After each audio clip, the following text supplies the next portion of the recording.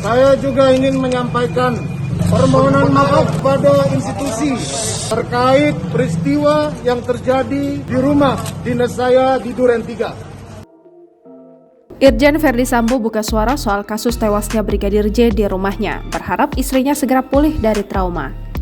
Sampai saat ini baru Baradae yang ditetapkan tersangka atas kematian Brigadir J di rumah dinas Irjen Verdi Sambo. Tim khusus masih terus mengembangkan kasus ini, penyidikan masih terus berlanjut. Hari ini, Kamis 4 Agustus 2022, Irjen Verdi Sambo memenuhi panggilan penyidik Bareskrim Polri. Pemeriksaan ini adalah keempat kalinya bagi Irjen Verdi Sambo. Sebelumnya, Jenderal Bintang 2 ini telah 3 kali diperiksa yakni di Polres Jakarta Selatan dan Polda Metro Jaya.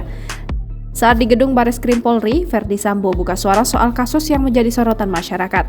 Ia memohon maaf kepada institusi Polri terkait peristiwa yang terjadi di rumah dinasnya di Duren 3, Jakarta Selatan. Verdi Sambo juga menyampaikan bela sungkawa atas meninggalnya Brigadir Yosua. Semoga keluarga diberikan kekuatan. Demikian juga saya menyampaikan bela sungkawa atas meninggalnya Brigadir Joshua. Semoga keluarga diberikan kekuatan. Namun, kata Sambo, semua itu terlepas dari apa yang dilakukan Brigadir J kepada istri dan keluarganya.